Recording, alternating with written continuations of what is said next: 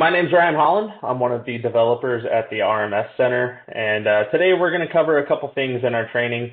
We're going to cover how to create a custom report from scratch. We're going to show you how to do that both on the district level and the contract level.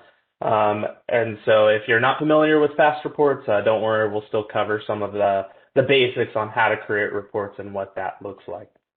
Later on, kind of towards the end of the training, I'm going to show you guys how I would convert a report from fast reports into Telerik. And so I'll show you what that looks like, how to recreate a Telerik report by using two instances of RMS and getting the template to match what fast reports did.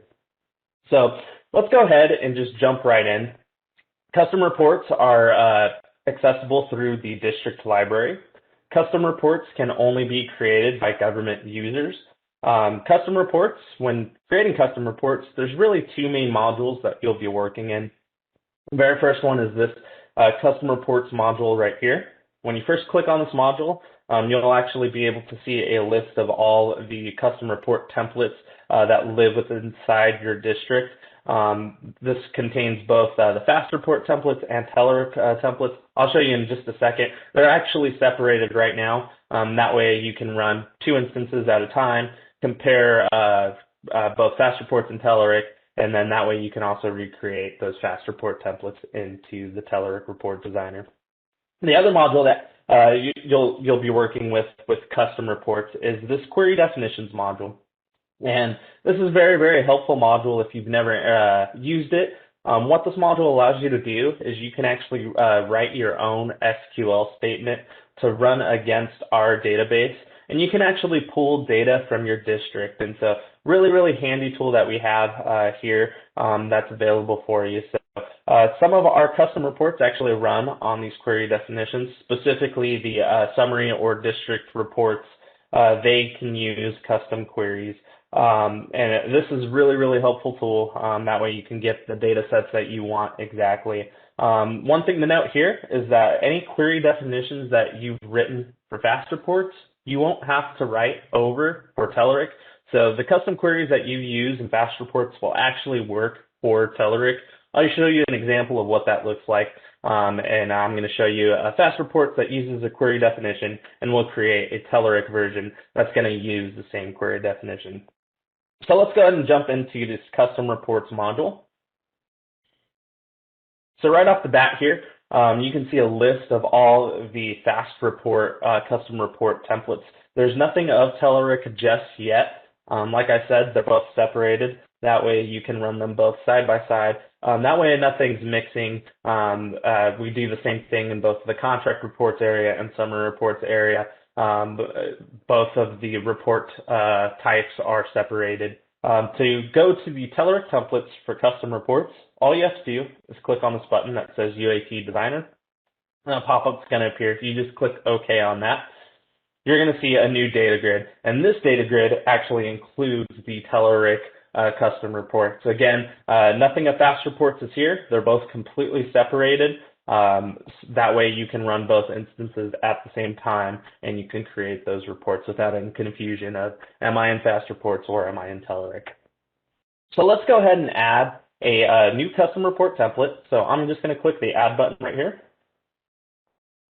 And it's going to bring us to our report edit view.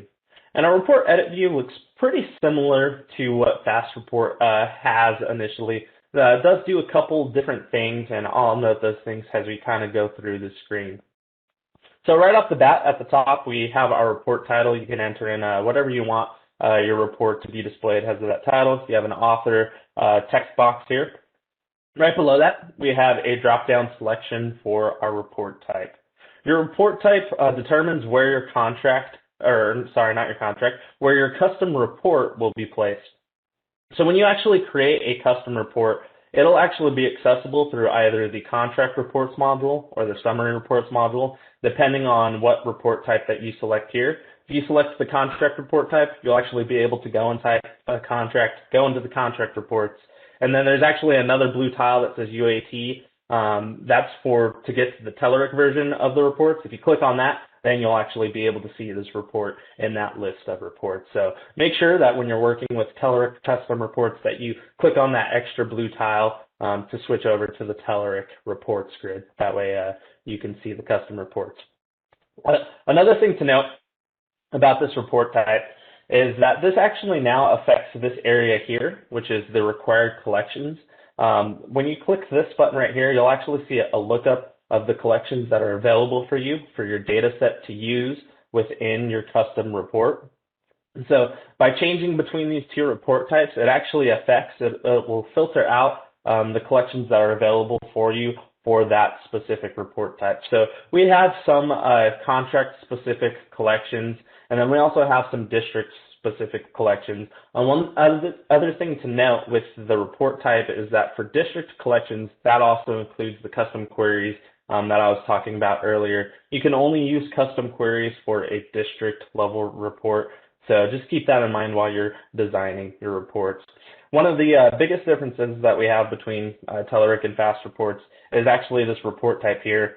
Before in Fast Reports, you were able to create a report for a contract level. However, when you got to the designer, you were actually never able to get your data set to the Fast Report designer. And so that was one of the flaws that we had in Fast Reports that we fixed here in Telerik. So definitely a major improvement there. You can now create those custom reports at that contract level. Right below that, we have another drop-down selection. And this drop-down is used for you to select what grouping that you want your custom report to be placed in. Like I said, both of these these custom reports will be shown either in the contract report or summary report area. And so in both of those areas, you have these groupings. That's just a really good, easy way to organize your reports. And so you have a selection of these descriptors of what grouping you want your report to land. Below that, we have our report description, and this is just a quick text box of for you to be able to just write a quick description of what your report does. That way you don't have to go into the report designer each time to see exactly what is this report doing, what does this look like. That way you can just write it in text so you can just see it right off the bat. To the right of that, we have our record GUID, and this actually plays a little bit more of a role here in Telerik than it did in Fast Reports. This record GUID is actually the file name that's used for your report template. And so we do something a little bit differently from Fast Reports. When you click the Launch Telerik Report Designer, we actually bring that template down to your local machine, and we actually bring it down here in this file path right here. It's in your C drive, Program Files, RMS3, TR Reports Templates. This ending should be the same for everyone, depending on when you first installed RMS, if you kept that path name the default. So just keep that in mind. But what this allows you to do is that you can actually save backups of these templates. You can copy them, you can send them off, and just kind of another tool that we have for flexibility. You can actually open the report designer by clicking on these files, and you can actually work with the report designer kind of offline a little bit. You won't be able to see any data or anything, but if you want to get familiar with Telerik just kind of offline, that's a great route to go. And so that is available to you through that route. Right below that, we have 3 flags here.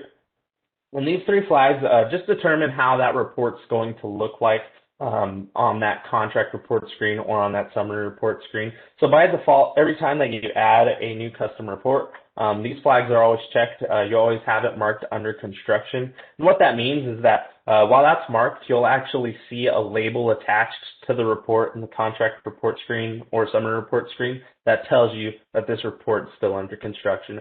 That way, no one goes into that report and then is wondering, well, why does this report not look so nice? And it's just because that you're still working on it. So feel free to take that off when you're done working on your custom report. Right below that, you have 2 options.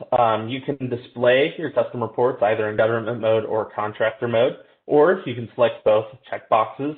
The contractor mode checkbox only works while you have the report type set to contract. That does not work for the summary report types, or I should say the district report types, so just keep that in mind. Down below that, we have these 2 new fields. Well, one of them is new. but they do look a little bit differently, this one particularly than what is in fast reports.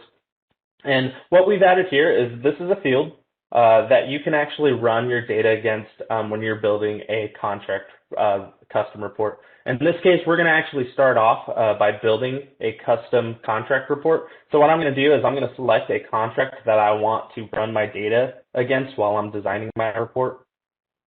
And this only brings in data from that contract just for the designer. This doesn't affect where your custom report will lie. You'll actually be able to see this custom report in all the contracts. So you don't have to designate this to see that in that specific contract. This is just for the designer only to pull in data from this specific contract. The other field that we have here is the RMS custom collection field. And this is actually a completely brand new field that we added. And what this is if you click this little button right here, you'll actually see a lookup. And what this is used for is this is actually a feature request that we had. And the feature request was the ability to pull in, or rather recreate, a contract status custom report. So we have a couple special objects that are only accessible to the developers. We're going to talk about those a little bit more later on. More specifically, the graphs in the contract status, we actually build those outside of our reporting agent. And so by using this custom field, you'll actually be able to pull in those graphs. There's actually a asset store item on the asset store. If you've never used the asset store, it's in the system library. Very, very useful tool that we have that's available for all districts. You can put in report templates, custom queries on the asset store, and other districts can actually use those items. And you can also do the same thing. You can copy items that other districts have posted on the asset store and pull from there. And so we actually have a new asset store item for this contract status report that's placed on there. So you can actually copy that, pull in the query and also the report template. Alrighty, let's go ahead and start diving into the report designer. And so one of the first things that I'm going to do is I'm going to actually minimize the screen and show you how I would create a custom report for the first time. And so for today's training, we're going to go ahead and create a report that mimics the screen right here. Specifically, we are going to be pulling these three fields, and I'm just in the RFI module. And so one of the first things to kind of ask yourself is, okay, well, what collection do I need to use for my custom report? Well, we actually have this handy tool on almost all of our screens that you can use. If you hit Control right-click on our screens, you'll actually see a new layer of UI appear. And what this does is it shows a lot of helpful information for you to be able to design your report. Here you can see what table you need to use, the field names, just really, really helpful things. So the very first thing that you can see here under data source, this actually shows you the table name that this screen is using, specifically what this data grid is showing. So we actually have a table called RFI_KTR that exists in our database. And then right below it, you can actually see the fields that are within that specific table. So we actually have a field called date submitted, RFI number, RFI subject within this table here. Now there is one thing to note that when you're using this shortcut is that we do have a special fields that are not accessible for custom reports. Specifically, we have this naming convention. They end in an _X. Those are special fields that we've made in our source code. They're not directly mapped to the database, which is why they're not accessible through the custom report engine. So if you're trying to pull a field that has this _X, you won't be able to actually see it within your custom query. It doesn't actually exist in our database. This is something for our developers only, so just keep that in mind while you're writing your custom queries and you're building your custom reports. That anything ending in an _X is not accessible through the custom queries or the custom report engine.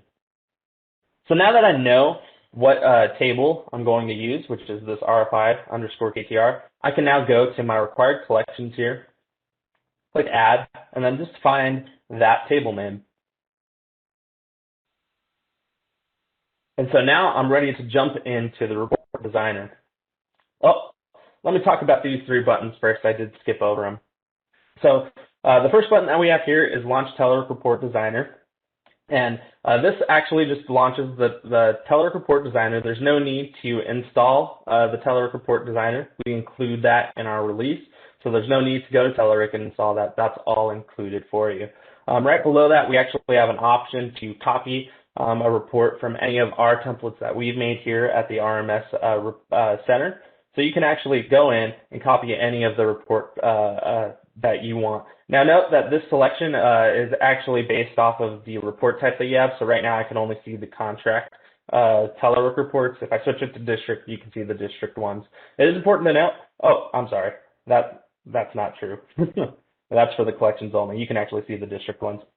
It is important to note that when you're copying the templates over, that you're only copying the template, that you're not actually bringing that data into the custom report area. We at the RMS Center, we use different data sets than what's available for the custom report engine. And so those data sets won't actually work for the custom reports. So when you actually copy a report template, it's only copying the template itself. It's not copying any data over. The same thing is for this copy report template from an end user. So this actually is a really helpful tool. If someone writes a really good report that you just want to modify real quickly, this is a great tool that we have where you can copy their template. Again, it just copies the template, it doesn't copy the data over, but you can always just add the data here in required collections for the end user report. So jumping back in, let's go ahead and start building this report. Again, I'm just going to build a report that shows these three fields. So I'm just going to show the date submitted, the RFI number, and the RFI subject. And so I'm going to go ahead and launch the Telerik Report Designer.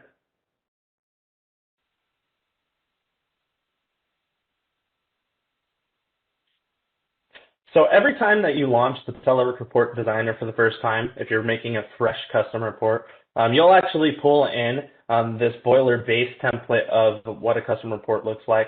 So you'll get a title, you'll get a table. This will be pulled in every time that you create a new custom report. Let's go ahead and talk about the designer a little bit. It does look very similar to fast reports. There are definitely a lot of differences between the two. We'll definitely see a lot, especially in terms of getting the data on the actual report. We'll see that that is very different between the two report engines. But let's go ahead and talk about some of the tools that Telerik has available for you within the designer.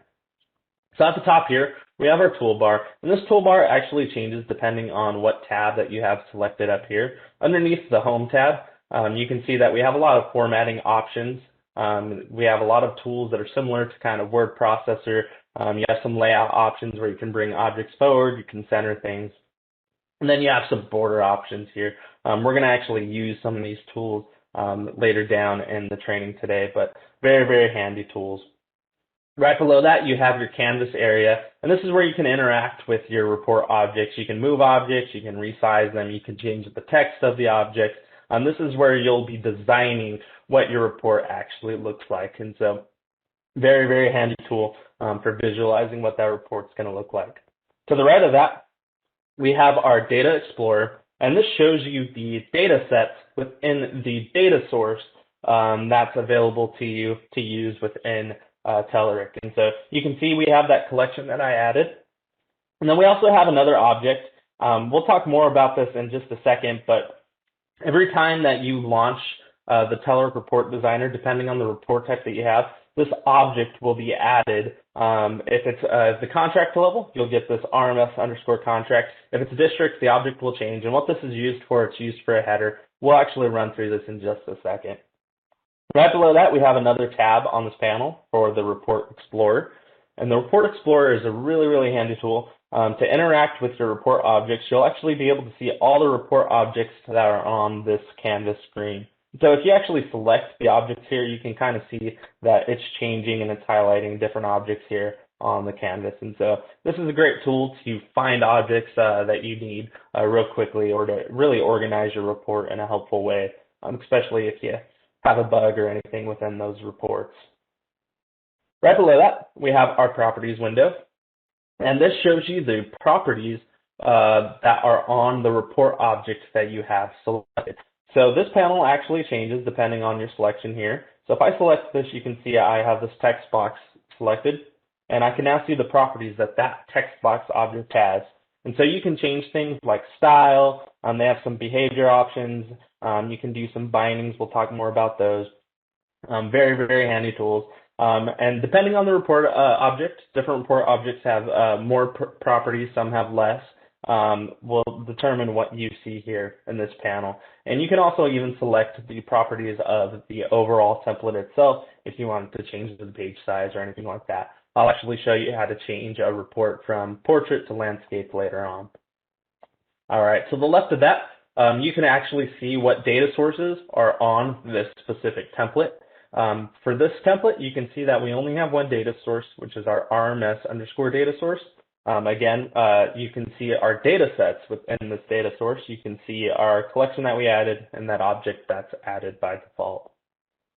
Below that, we have our Group Explorer, and this is a really, really handy tool when you're working with groups. This, again, like the property window, is based on what you have selected on the Canvas screen here or through the Report Explorer. So right now you can see that there's no group. If I actually select this table, you'll actually see that there's a detail group. It's actually not grouping anything, but by default, they always have a detail group within their table. All right, let's go ahead and click on the Insert tab. On the Insert tab, you can see that our toolbar changed. And under the Insert tab, this is where all of our report objects lie. You can see that we have table objects. This is great for binding your data. We have charts, we have maps, and we have other report items, very similar to what Fast Report has. And so you can click these objects, bring them down, and interact with them on the canvas here. The next tab that we have is our Data tab. And this tab actually it doesn't require too much attention. This is one of the differences that we have between Fast Reports and Telerik. And the difference is that before in Fast Reports, you would actually have to tell the report designer what collection that you're using by going through their Data Explorer. We actually removed that step here in Telerik. And what we do is we actually add this JSON data source every time that you click on that Launch Telerik Report Designer. So if you remove this object here, it'll always come back and it'll always show the collections that you have in that screen that we were in before. So let's go ahead and go back to the Home tab, and let's go ahead and start building our report. Before I actually start bringing in objects, let's talk about our data for a second. So one of the things that you might have noticed is that we have a drop-down here for this object, RMS underscore contract. When you click this object or this drop-down, you can actually see the properties for this specific object. And again, this is an object used really just for headers. We have one both at the contract level and at the district level. What you can do is you can actually just drag and drop the properties onto the Canvas screen, very similar to what Fast Reports could do. And then you can actually see what that contract ID would be. So if I preview this right now, you'll actually see that text gets placed with the contract ID that I selected beforehand. Now, one of the things that you might have noticed is that our collection here doesn't have a drop-down. And this is actually one of the cons that Telerik does have, is that Telerik doesn't know how to see the properties of a collection or a custom query. It doesn't know to go inside of this specific list and pull the properties. And so I'm going to show you how to work with the data sets without being able to see the properties first. And then I'm going to show you another method of how to actually expose the properties. That way you can design your report very similar to this drop-down selection where you can drag in report items and then work with the report designer like that. Very, very familiar with, very similar, I should say, with what Fast Reports used to do. So let's go ahead and I'm going to shrink this Telework Report Designer down so I can see the screen that I want to mimic. And the very first thing that I'm going to do is I'm going to bind my table to my data source. I have to tell Telerik the collection that I want to use using one of the report objects, the table report object specifically, to iterate through the list of data that I have and then pull that information. So what I'm going to do is I'm going to select my table, and then I'm going to go to the Properties window here under the Data section, and I'm going to click on Bindings. And what this is, it's going to open up a pop-up. And if I click New, you can see that this drop-down actually contains a list of all the properties that you would see in the Properties window here. This contains a list of all the properties. And you can actually bind these properties to a specific expression. For example, if you wanted to change the background color based on a value within your data set, you can do that. A very, very handy tool that Telerik has that I think is one of their most handiest features that they have. So in this case, I'm going to go ahead and bind our table to our data source property. And what I'm going to do is I'm going to select the collection that we added, which is RFI_KTR. I'm going to go ahead and select OK. So now the next thing that we need to do is we just need to add the fields that we have for this table. In this case, we want to have our date submitted field, our RFI_number field, and our RFI subject field. And so what you have to do is just select the field or the text box where you want to add the field. And Telerik uses a specific syntax when it's ready to get data from your collection. It uses the syntax fields period followed by the property name. In this case, this is my property, date submitted. So I'm going to just copy what's on the screen.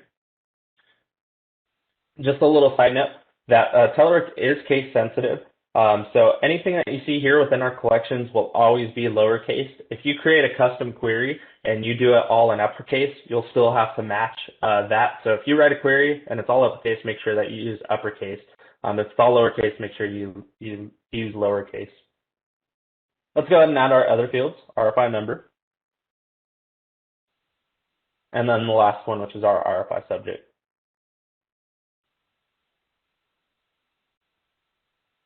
So now if I preview this report, I should be able to see the data from the screen. So let's go ahead and see that. So right now you can see that we're pulling the list of RFIs from that specific contract. One of the things that you might have noticed is that one, we have a continuous page of data. By default, Telerik's preview mode shows you just one page. If you want to actually see what your report looks like on a span of multiple pages, you have to use this print preview option, and it'll show you what it looks like, and you'll see that it starts paging correctly. One of the other things that you might have noticed that kind of looks a little weird with this report is that this time has this timestamp at the very end. We can actually fix that using some of the formatting tools that Telerik has to offer. The other thing that you might have noticed is that we don't have any borders and that this header doesn't repeat on every single page. And so I'm going to show you how to fix some of those issues. That way we can kind of get familiar with navigating through the Telerik Report Designer. So what I'm going to do is I'm going to click on the Design button right here in the left-hand corner. And the first thing that I'm going to change is I'm going to get this header to repeat on every page. So what I'm going to do is I'm going to select the table, and I'm going to go to my Properties panel right here in the right-hand corner. I'm going to go and expand this just a little bit. What I'm going to do is there's a property that's set by default that says column headers print on every page. If you want that column header to print on every page, just set this flag to true. By default, anytime that you're adding a new table, this is always set to false. So make sure you set that to true if you want this to repeat on every single page. The other thing that I want to fix is those missing borders. And so one of the ways that you can do that is by selecting the text object or the objects that you want to border around, and then using these options right here at the top. Oh, let's move. Sorry, WebEx is right in my way. Let's move this down just a little bit. There we go. All right, one of the options that you can use is this toolbar here for the border. And there's a couple different options that you have. You can put a border around a specific area. You can put it on the top, bottom, left, or right. And then you can also change the design of that border along with the thickness and color. But to apply the border, all you have to do is click on this option right here, and it's going to apply the border based on the settings that you have here. So you can select one text box, or you can select multiple at the same time. The last thing that we wanted to fix is this column right here. It was showing that timestamp that didn't look very good. And so what we need to do is we need to format this specific text box. And so what I'm going to do to format this text box is, like Fast Reports, Telerik has a lot of formatting tools available to you. So what you have to do is just right-click on the text box, go to Format, and then you'll see a dialog of all the formatting options that Telerik has available. You can see that there's some numbering options that you can change, currency options, date time, percentage, scientific, and then you can actually create your own custom formatting. This is one of the more handier tools that I think Telerik has. You can create a custom format for either a number or a date time.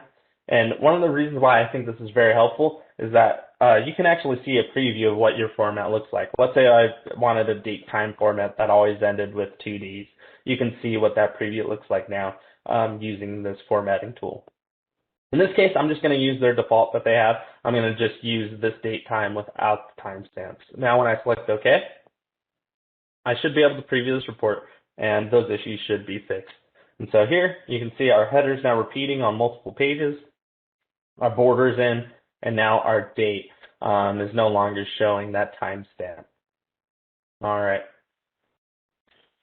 So, like I had said before, there are a couple ways that you can go about with designing your report. That first way, that's the way that you can kind of just hand key in the report fields by binding to a specific table using your data source. And so the other way that I'm going to show you that you can get data to your report is using what's called a data selector. And this does involve a little bit more work, but I think it's a little more easier to kind of see. It's definitely more visual. And so I'm going to show you how you can actually build this table using what's called a data selector. And what a data selector allows you to do is that you'll actually be able to see a drop down of all the properties within this specific collection. And so let's go ahead and talk about that. A data selector is something that's available to you because we are using a JSON data source. And so what you have to do to use a data selector is right click on this data source and hit configure.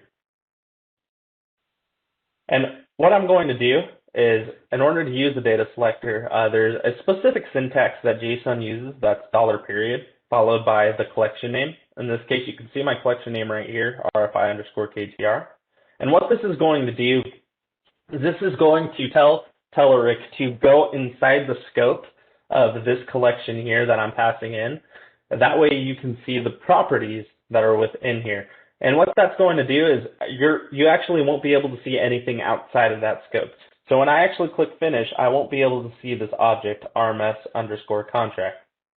When I click finish, you're going to see here, now I can see all the properties that are within that specific table. But now anything outside of that table, the report designer can no longer see it. So if I were to actually run this report right now, you wouldn't actually not see any of these fields. You wouldn't see this RMS_contract field. And the reason being is because we're using that data selector, the report designer no longer has this object inside of its scope. And so one of the things to note too is when you're using a data selector, when you hit preview, it tends to take a very, very long time.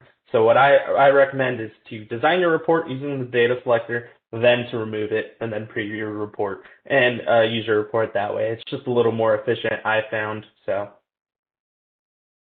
yes, yeah. So this the $, there's also a period here. I know it's a little hard to see. That is required. It's the syntax that JSON uses for their data selectors. I think there are a couple of other things that data selectors can do. I haven't fully dived into it as well, but this is actually a JSON syntax. It's not specific to Telerik. So great question. So one of the things that I'm going to do is I'm going to recreate this table, but I'm going to recreate this table a little differently. I'm going to recreate this table using the standard Telerik functions that they have. And by using a data selector, you can actually run through the wizards that Telerik has. So I'm just going to run through their table wizard. What I'm going to do is I'm just going to walk through them. I'm going to select my data source here. And here we can see all the fields that I want to add to my table. In this case, I'm going to add the same fields that I had before, which is date submitted, RFI number, and RFI subject. And then I'm going to go ahead and click next. Here you have the option to change what your table is going to look like. You can change the color at the very top. And then I'm going to go ahead and click finish. And now you can see that my table is recreated in just a couple of easy steps. Now, one of the things that you could do is you could leave the data selector and you could preview this, but again, that tends to take a very, very long time for the report data to load. So what I recommend is to actually remove the data selector and then bind your table to the data source like we did before. And so I'm going to go ahead and click finish. I'm going to select my table, and then the properties window, I'm going to go to bindings, and then I'm going to add a new property. What I'm going to do is select the property data source, and then find that collection that I had beforehand, which is RFI_KTR, select OK. Now I should be able to preview this report, and now you can see we're getting data into our report. Now you can see we still have the same issues that we had beforehand. The reason being is those defaults go back every time that you add a new table. So the formatting wasn't there. The header at the top by default is always set to false to repeat on every other page. So let's go ahead, and what I'm going to do is I'm going to actually show you how to build a district level report, and we're going to actually recreate this same report as well, but I'm going to recreate it a little bit differently. Instead of using a collection, I'm going to use a custom query. So I'm going to go ahead and exit out of this report.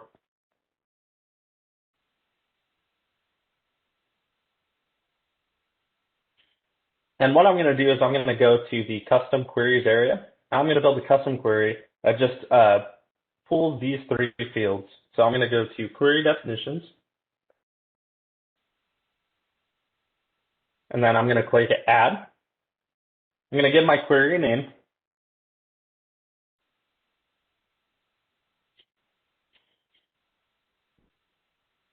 So again, if you've never used custom queries, very, very helpful tool that we have here in RMS to be able to run SQL statements against data within your specific district. And so at the top, you can see our query name, the title of our query. You can give a quick description of what your query does. Again, that way you don't have to execute the query, very similar to what we had in the report screen. And then right here, we have the actual text of the query that we're going to be writing. And so I'm going to click on this blue icon so you can have a little more screen real estate.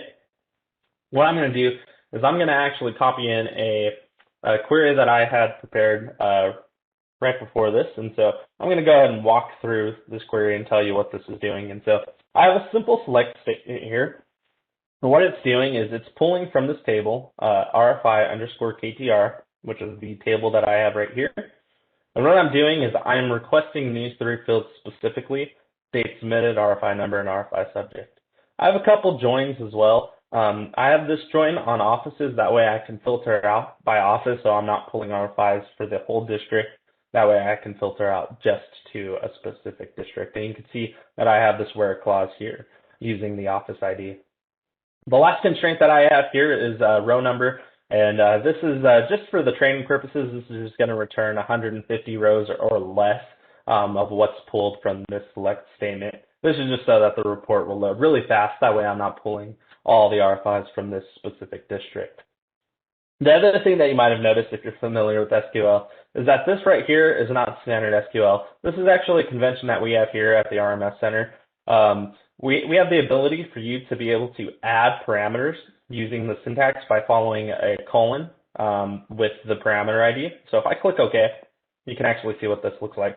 So right here, down in this portion, you can add a parameter to pass into your query. This is used so that you don't have to keep altering your SQL if you want to search by office or if you want to search by contract ID. Really handy tool. Or if you have a query that returns a bunch of dates, you can add a date parameter here, and you'll actually be able to see date picker after you use these parameters. And so what I'm going to do is I'm going to set my ID. In this case, I'm going to set it to office ID. And what we look for is we look for that colon followed by the ID within the SQL text.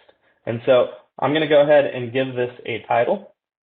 And then I'm going to set the type of my custom query. And depending on what type you set, this will actually determine the pop-up screen that you'll see in just a second of what will be displayed to a user. And so if I select a string, you'll see a text entry. If you see a date, you'll be able to see a date picker. And then lastly, you have the option to set a default for your custom query. Let's say there's an office that you really query a lot. You can set that there so you don't have to, every single time that you run this query, enter in an office ID. So now I'm going to go ahead and execute my query, make sure it runs. But this is an example of what a parameter looks like. So a parameter pops open this field here. And you can see now I can actually change this text if I wanted to change it to a different office ID, and you can pull RFIs that way. That way, you don't have to keep altering that SQL statement. You can just do it right here in the screen only. Very, very handy tool, and this works on the custom reports as well. You'll actually see the screen every time that you run that custom report while you have this query selected. So I'm going to go ahead and execute the query, make sure my query works. And now you can see I'm now pulling the RFIs from that specific office. I'm getting the date submitted, the RFI number, and the RFI subject. So now I'm going to go ahead and go back to our custom report designer. And I'm going to go ahead and build the exact same report that I had, just using the custom queries. And so I'm going to go to Custom Reports. Again, right off the bat, when you enter into the Custom Reports area, you'll see the Fast Reports template. In order to change to Telerik, just hit this UAT Designer, and then you'll see the Telerik Custom Reports. So I'm going to go ahead and add a new custom report. And I'm going to leave the report type to the district report type because I want to use that custom query. And so now I'm going to go ahead and add that query that I just added. So I'm going to look it up in the selection here, select it, and click OK. And now I'm going to go ahead and launch the Telerik Report Designer. And again, you can see that parameter view pops up every time that you run the custom report, includes the designer as well. That way it knows what data set to pull for the custom report.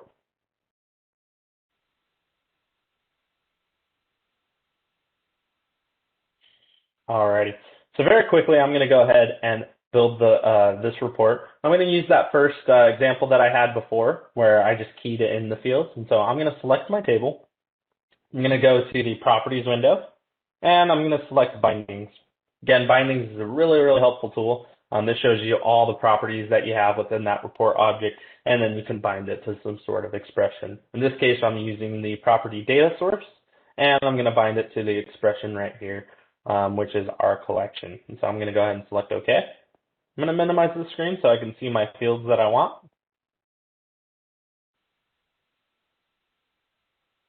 Let's just move it over. There we go. Alrighty. And what I'm going to do is I'm going to use that syntax that Telerik looks for, fields period, followed by the property name. In this case, it's state submitted.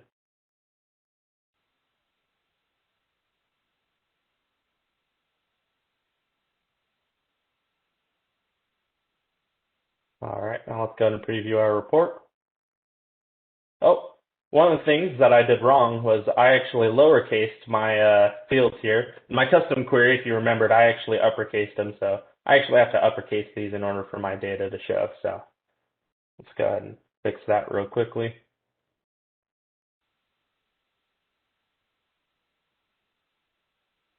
Alrighty, now I should be able to see that data set.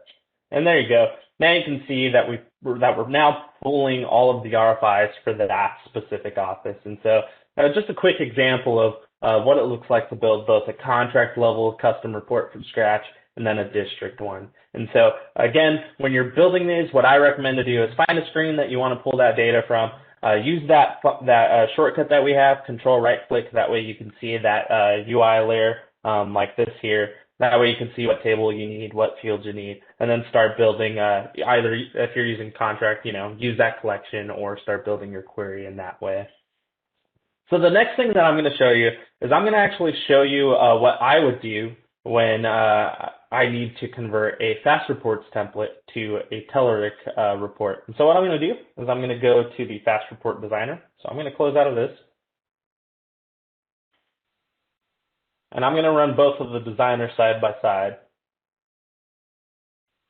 So I'm going to switch back to the Fast Reports one there. And I'm going to go to the Telerik one on the right side. And I'm going to go ahead and find the report that I want to convert. In this case, I already have one set for us. We're going to convert this funding balancing summary report. This is actually a summary report that's out there. I just converted it into a custom report for Fast Reports.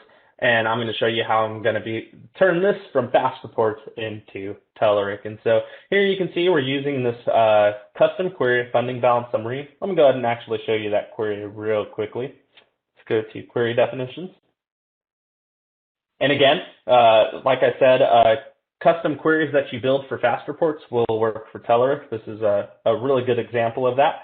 Here you can see the text that this query runs. You can see there's quite a bit going on in this specific query. We have a couple tables that we're pulling from, contract, funding account, and this work item table.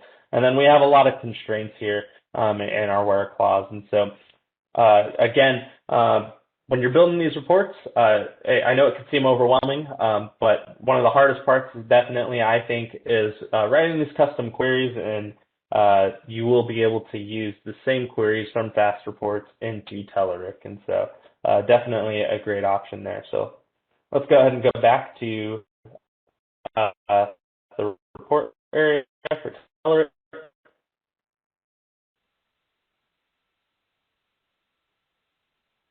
And I'm going to add, what I'm going to do is I'm just going to copy the required collection here on the Telerik side. And so I'm just going to find that same query and then add it to my required collections. And so I'm going to go ahead and launch the Fast Report Designer. I'm going to launch the Telerik Report Designer as well.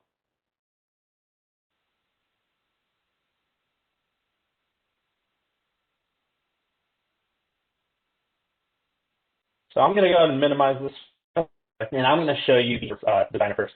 So here you can see what the report looks like. We have quite a bit going on. We've got a lot of columns. We have a grouping here, and we also have a footer that does a bunch of totaling of the fields that you can see right here. And you can see that this is actually a landscape report and not a portrait report. So if I actually preview this report, that way you can kind of have more of a visual of what this report looks like. So you can see here we're grouping by contract ID, and we're pulling all the funding accounts for this specific report within that contract. And then you can see that we're getting the sum of all of these columns here at the very end. So we're going to go ahead and actually recreate the same report here in the Telerik Report Designer. And so one of the first things that I do when designing a report is one, to make sure that you're in the right formatting, meaning that if this is a landscape, make sure that you're on landscape here. And so the very first thing that I'm going to do is I'm going to change this to landscape. So I'm going to go to page settings, and I'm going to change the size here. Oh, sorry, the orientation from portrait to landscape. And then I'm going to increase the width. Now the next thing I'm going to do is I'm just going to drag out my objects, and then I'm going to center them. There's a couple different tools that you have available up here in the toolbar to center things. Then I'm going to go ahead and drag out these objects as well.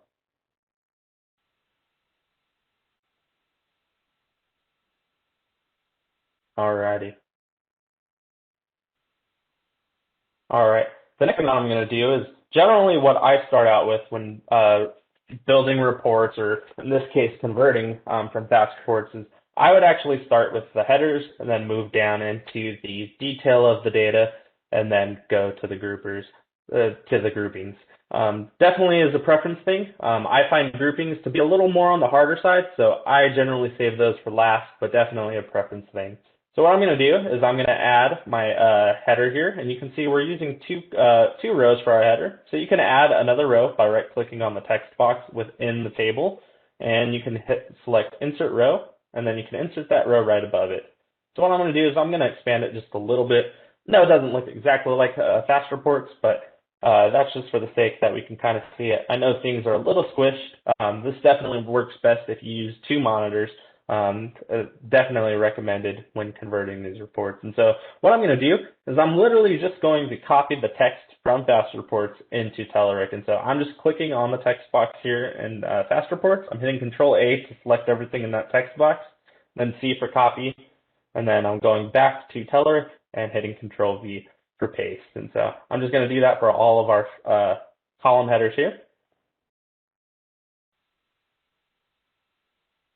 And so one of the things I'm going to do is I'm going to add a new column to the right, and I'm going to add it before I merge these cells together. One of the reasons why I want to do that before is that when you insert a new column, it copies the one that you have selected. So if I were to merge that cell before I copied this over, you would get one big block like you see here.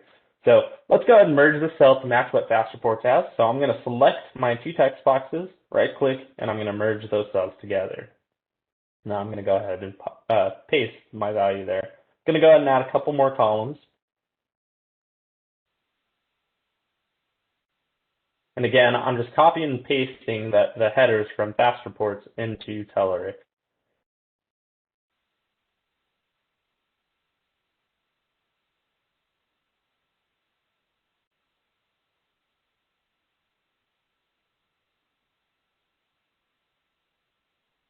We've got one more column to go. Alrighty, that's looking pretty good. So I'm going to go ahead and expand my table out a bit. Alrighty. And the next thing I'm going to do is I'm going to add my borders. So I'm going to select all the text boxes within my table, and I'm going to add those borders. Now, there are a couple ways that you can go about when designing your reports. You can use those data selectors. You don't have to. I'm going to go ahead and use a data selector while creating this report. But again, you don't have to. You can actually just bind to that table, and then you can enter in the field names that you see from fast reports into Telerik. But I'm going to go ahead and do that just because it's a little more visual. So what I'm going to do is I'm going to go ahead and right-click on my JSON data source and hit Configure. And again, using that JSON syntax $, followed by the collection name. You can see the collection name here is funding balance summary. So I'm going to go ahead and copy and paste that there. Click Finish.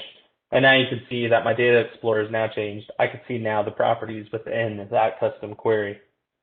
So what I'm going to do is I'm going to select my data source here to the JSON data source. This is so that this table can now see the properties as well.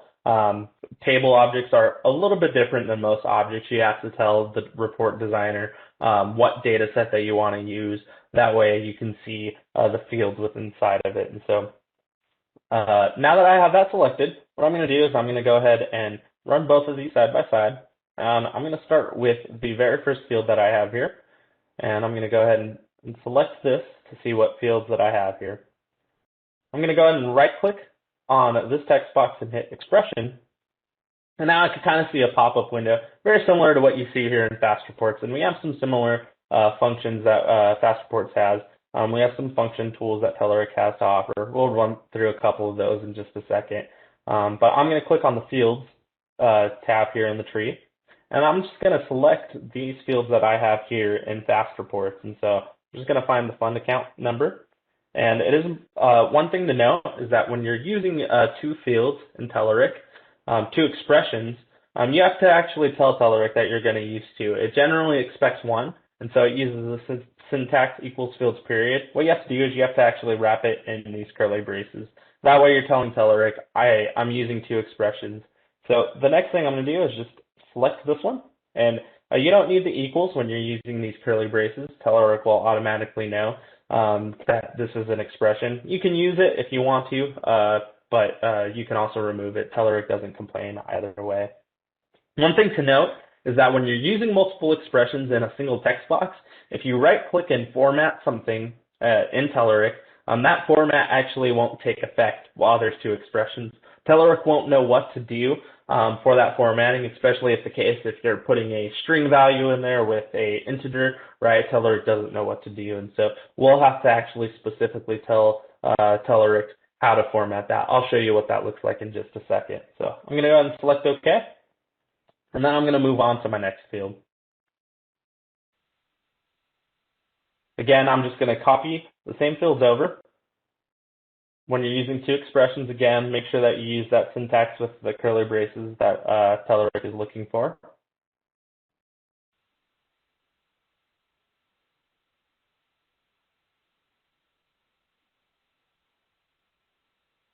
Alrighty, and on this one, I'm going to actually format this one. Since this one is a single expression field, I can just right-click and select Format, and I'll be able to actually use the currency format that they have available here. So I'm going to go ahead and select that, and I'm going to align it to the right.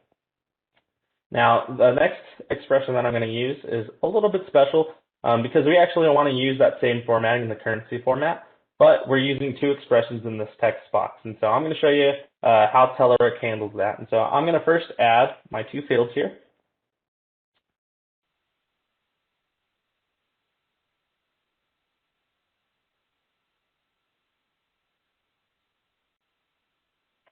And then the next thing that I'm going to do is I'm going to use a function that Telerik has for formatting. You need to use this when you're using multiple expressions inside a single text box. Again, that's because Telerik doesn't know if you put in a string field or integer field. Telerik kind of leaves that up to you. So if you put two expressions in here, you have to specify the formatting that you want. So I'm going to click on Functions, and I'm going to click on the text item within the tree. And you can see that Telerik has quite a bit of different function options. And if you actually hover over it, you'll actually see a tooltip of how to use those functions. And so You can see here this formatting function takes a formatting string and then it takes an argument. In this case, our argument is the field that you want to format. And so I'm just going to go ahead and click this, and it's going to go ahead and set that function down for me. And so one of the things that I need to do is tell it what format do I want. And so instead of setting the format string here, what I'm going to do is I'm going to actually create a report parameter. And you can create a report parameter by right-clicking on the report here on the Telerik Report Designer. Let me go ahead and expand that a little bit, and selecting report parameters. And what a report parameter is it's a global variable that you can add. That way, I don't have to go into each text box and set that currency formatting, right? I find it better to create a report parameter. That way, if your report parameter is wrong or if you need to change it, you only need to change it in one spot versus a bunch of text boxes within your particular report. So I'm going to add a new report parameter, and I'm just going to call it currency format. And then I'm going to go ahead and set the format that I want. In this case is this currency format. I'm going to select OK. Now I'm going to go back to my text box where I want that formatting field at. And I'm going to follow the function tooltip that Telerik has. So again, if I go to text and I hover over it, I see that it's taking a format string along with the argument, which is our field. And so I'm going to add that formatting string that I have, which is the currency format, followed by the field. And I'm going to go ahead and case this there. And what I'm going to do is I'm going to make sure that this formatting works. And so I'm going to right-click and configure. I'm going to remove my data selector. Again, I'm just doing that because the data selector, when you preview it, tends to take a very, very long time. The other thing that I need to do is I need to bind my table to that data source. So I'm going to go to Bindings. I'm going to select New. I'm going to go to Data Source. And I'm going to select my expression. Again, the difference here between bindings and setting your properties here is that bindings takes effect when you're previewing the report versus the properties set here, which is at design time. So bindings is in runtime, or rather when you're previewing, and then if you set your properties outside of that bindings area, then that's at design time. So just a little note there. So let's go ahead and preview our report and make sure our currency is getting formatted correctly. And here we can kind of see that we now have our dollar amounts on these two fields. So we definitely have a little bit of work to go. We could definitely expand some of these fields out. Let's go ahead and continue designing our report. So I'm going to go ahead and add that data selector again. Again, I'm just going to copy the query name here. And I'm going to use that JSON syntax $, followed by the collection name, or in this case, the query name. That way I can see the fields. So I'm going to go ahead and enter into this expression again. Let me go ahead and run both of them side by side. And that right-click and hit expression. And I'm just going to use the same syntax that I have here. So I'm just going to copy it to format this other expression, which is also another currency value.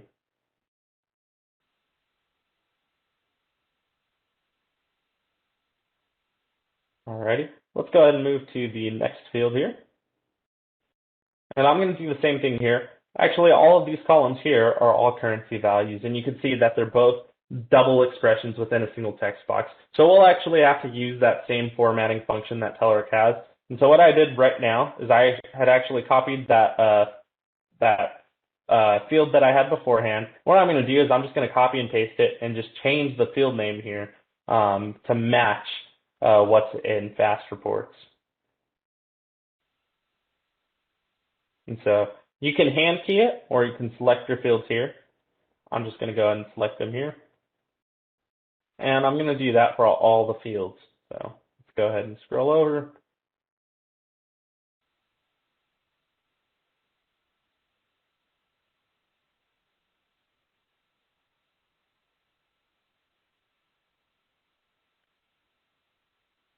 And then just find the field that you want to format.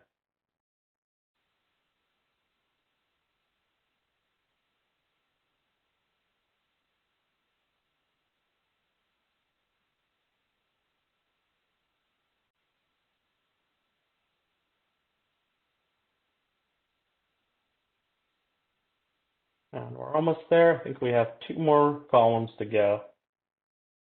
Again, I'm just copying the same formatting there and then adding the fields that are matched within Fast Reports into Telerik.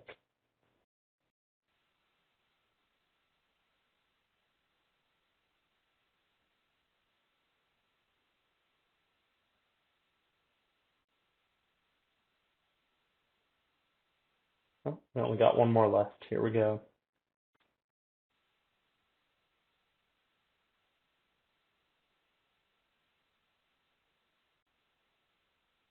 And 1 last one. Unfunded contingency. Alrighty.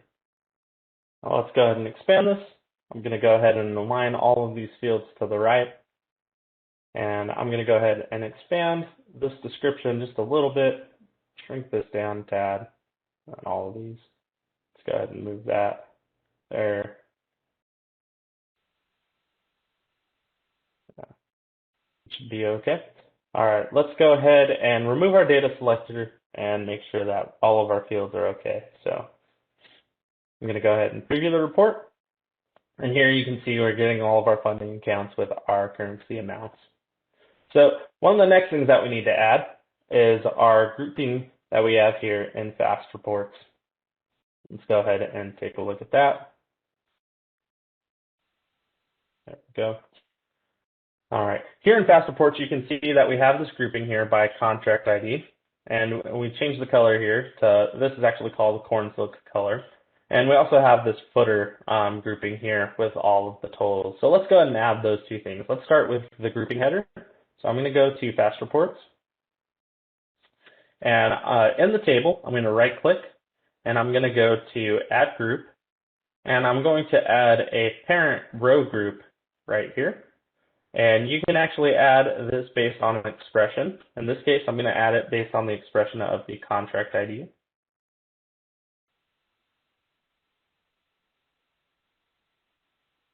And what Telerik does is it actually adds another column.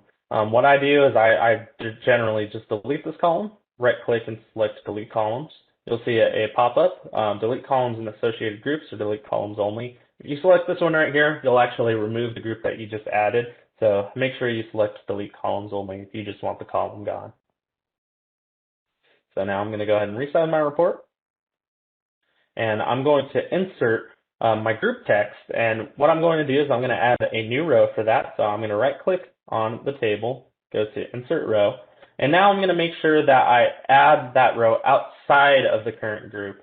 And the reason why you want to make sure that it's outside the current group is that when it's inside the group, that contract or that grouping header is going to repeat every time there's a funding account item. So if we would have put it inside, you'd actually see a contract ID for each funding account item. In this case, we want just a single contract ID that groups all of the funding accounts. So I'm going to go ahead and merge the cell, and I'm going to go ahead and add my 2 fields. I believe the other one is project name.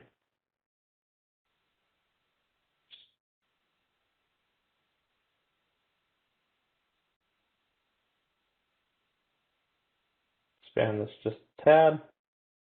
And then I'm going to go and select my text box. And I'm going to go to Style and Background. And I'm going to match the same color that Fast Reports has. You can select this drop down and look through the colors that Telerik has to offer you as well. But I know that that's the one that Fast Reports uses, and so I'm going to go ahead and add it. And now I'm going to go ahead and preview this and make sure our grouping is working correctly. So here you can see that our contract ID is now grouping these funding accounts. Now the very last thing that we need to add is the totals that we have here in Fast Reports. And Telerik does totaling a little bit differently. Fast Reports has these handy total variables that you can create, that you can add to each page, or that you can add and use without your report. Fast Reports is a little bit differently. We have to use those functions like we did for formatting. Yeah, you can make the row group header repeat on every page as well. That's a great question. So if you select the table and you scroll down, there's another property that is for the row headers that print on every page. Very similar to the column headers that print on every page. So if you set that to true, you'll be able to see that row group print on every page. I can actually do that here. Let's go ahead and set our column headers as well. Alrighty. And then if I preview this, that grouping should print on every page. So if it breaks, I believe, yeah. All right. So now we can see our column headers are printing on every page. And then for our row headers, if we had an actual row header, it would do that as well. That makes sense, hopefully. All right. Let's add that total. I'm going to go to Insert Row.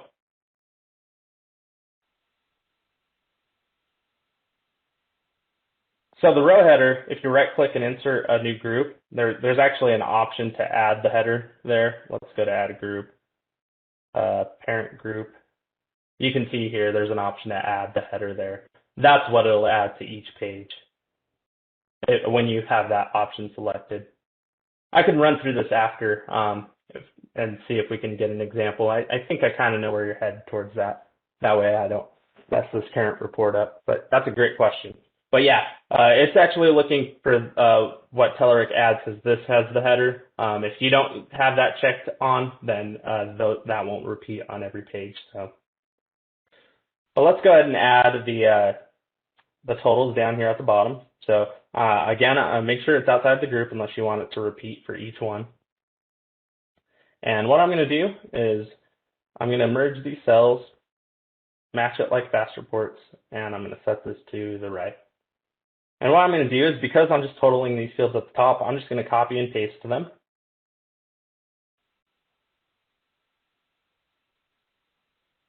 And I'm going to get the sum of these fields. So I'm going to right-click on the expression. And to get the sum, all you have to do is click on the functions that Telerik has for you, go to Aggregates, and they have this function called sum. All you have to do is enclose your field in this particular function, and it will actually do the totaling for you. So you can actually run through the screens that Telerik has to offer, or you can hand key in this. And so I'm just going to hand key the function that Telerik has. And then I should get that summing function.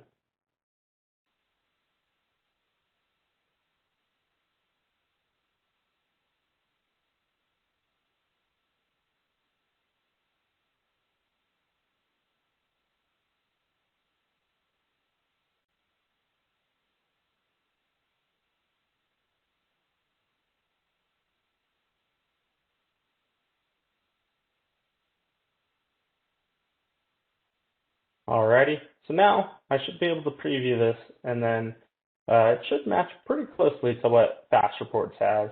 You can see that our formatting is definitely very off, but the data itself should be very, very similar. You can see that we got our grouping, and then we got our totals going here. So this is how I would convert from Telerik to Fast Reports. Definitely there's plenty of options that you can go through. Again, you can do the Data Selector like I did. You can just bind it directly to a table, add the fields there. There's definitely a lot of different options that you have in terms of designing your custom reports or recreating it from Fast Reports. This is kind of the route that I would go. I'd use that combination of that Data Selector and then bind that table there. So looks like we got a couple questions. I'll get to that row header too in just a second. Does Telerik check syntax when you hand key in information, number of parentheses? Yeah, it does. So if you, for example, if I went to this expression here and I didn't include that parentheses, Telerik would actually complain that you're missing a parentheses. Great question. All right, let's see if I can get that row header that Douglas was talking about. So I'm going to actually, let's see here. Let's go ahead and use the same table, I guess. Let's go ahead. Actually, I'll use a new table. Oops. Did not want to put a table inside a table. Let's go ahead and add a new table. Let's see if we can get that row header to repeat on every page. So what I'm going to do is I'm just going to bind this to that data source.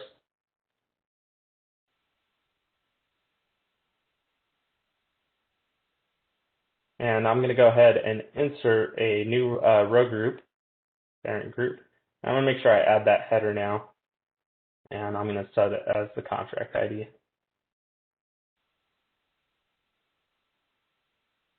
So this is actually the row header that would repeat on every page. It's a little bit differently than what we would kind of think of as a row header. Let's go ahead and go to table. Let's see here, columns, print on every page, and this print on every page. Alrighty, so what I'm going to do is I'm going to turn this into a different color. I can kind of visualize it a little bit more.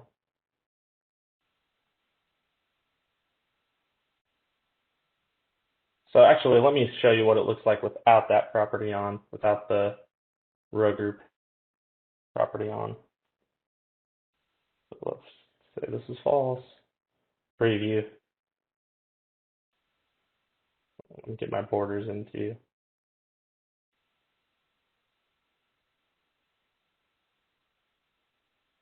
Let's see here. So you can kind of see that this isn't repeating on each one. Oh, wait. I don't know if that's right. Let's see here.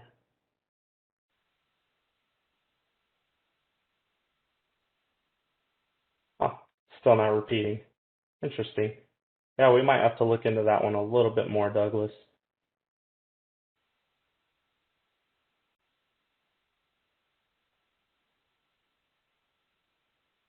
Let's see here. Yeah, Douglas, we might have to look at the rows repeating on each one. I imagine that you want this contract ID to repeat on this page, right?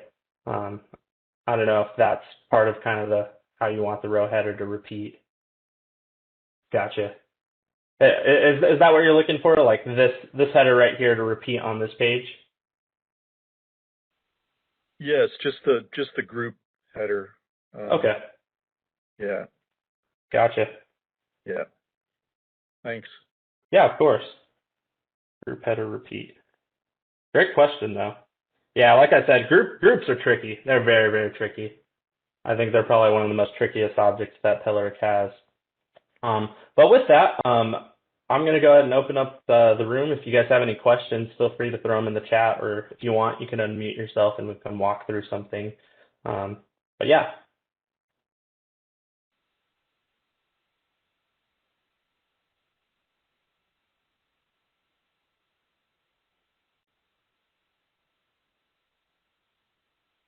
Hey, Ryan, I had a question on the saving the files, the TRDX versus TRDP. I sometimes save stuff to, say, my C drive, and I make it like a name that I could remember, like maybe a mod report or something. And I save it to my C drive. But when I was trying to pull it back into Telerik, it would like create another page, and then I couldn't save that back to RMS. Gotcha. Yeah, if you save it as another name, Telerik looks for the report GUID. So one way that you could do it, if you kind of want to organize it, is that you can save it as a different name, and then launch the report designer like normal.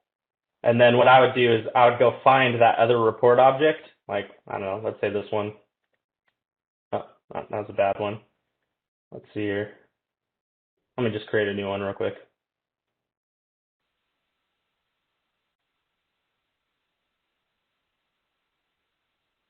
So what I would do is I would just save this as, and then I would just overwrite that template that you have while you have the designer open in RMS. You got to make sure that that's open. If not, then every time that you launch that Telerik report designer, it's going to get stomped out with what's saved in the database, if that makes sense.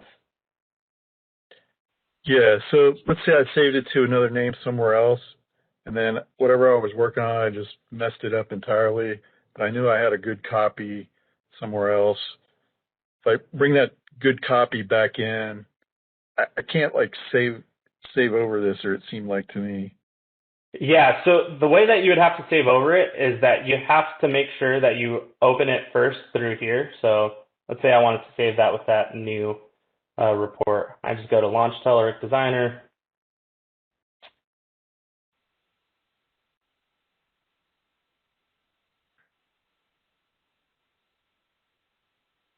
And then let's go ahead and I'm going to open this one. And what you have to do is, it's a little tricky. You have to save it has that rec GUID. Let's pull that up. It's not going to let me move this while I have this open. I can't copy it. Let me cancel this real quickly. Let me copy that rec GUID first.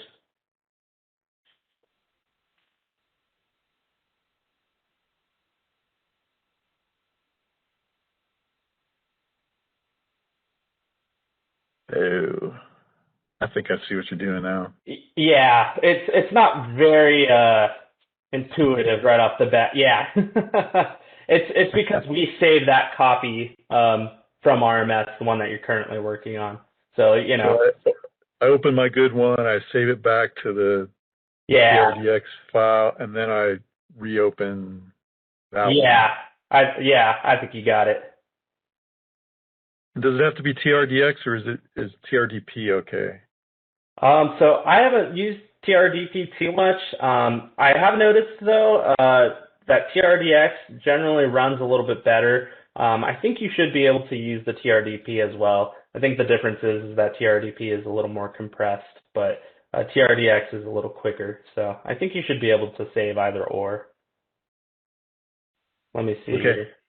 Yeah. Great question though.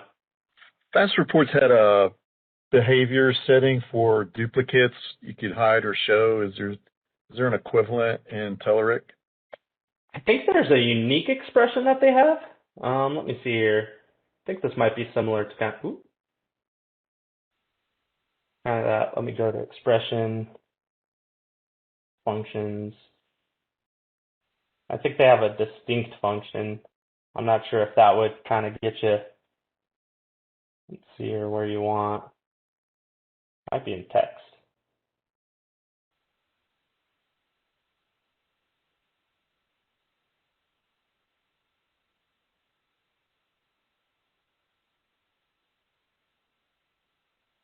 Data, column number.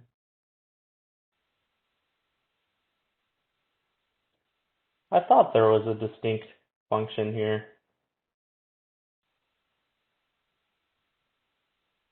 For text.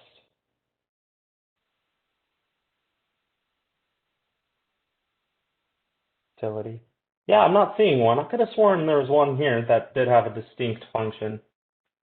Might have to check. Let's see here. Nothing there. Page. Math. I don't know why I'm looking in math.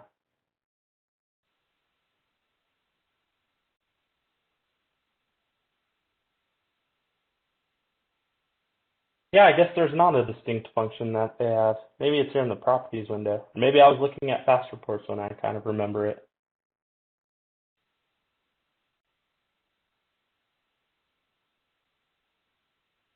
I don't know. What's multi-line? Is that in it? No, multi-line I think is like the enters, like carriage return. Uh, Yeah. Let's see here. Oops.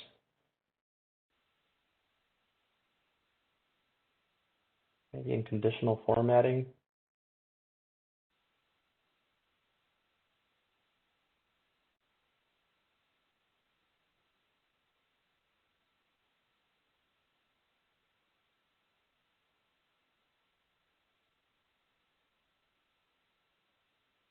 Let's see here.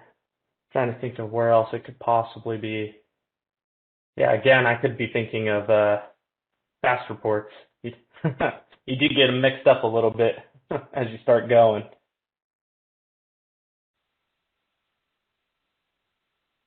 But we could definitely look. We can look at some of Telerik's documentation too to see if they do have that ability. We can't find it here.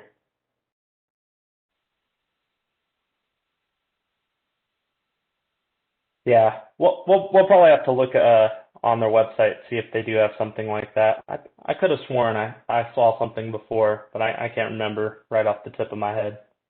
So we might have to get back to you on that one. A great question. Let's see here if I can pull it up real quickly. Are there any other questions out there? While I look for that.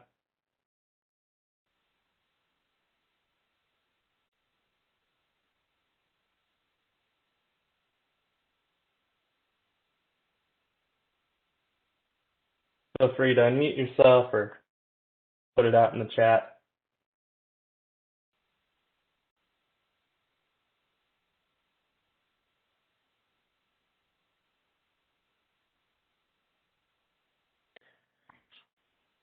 Maybe another question about that dollar sign. I was like not putting a dollar sign in, and it still looked like it was running. Is that causing some like problem that I can't see, or?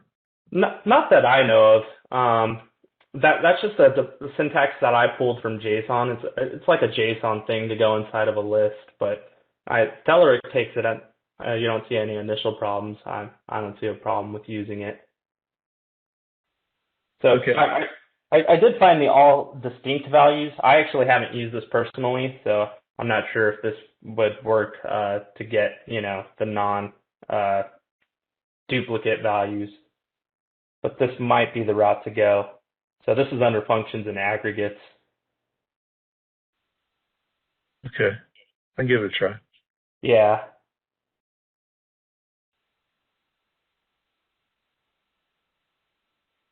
But yeah, great question. Yeah, I've always used the dollar sign. Try it without.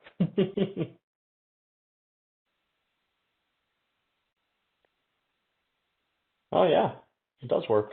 Interesting.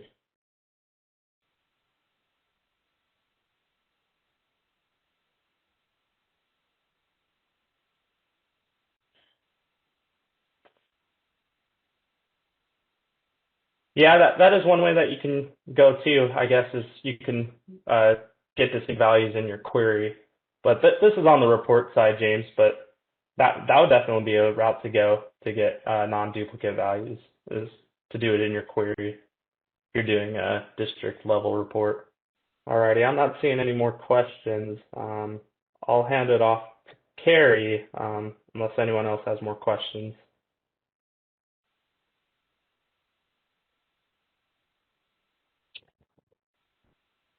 All right.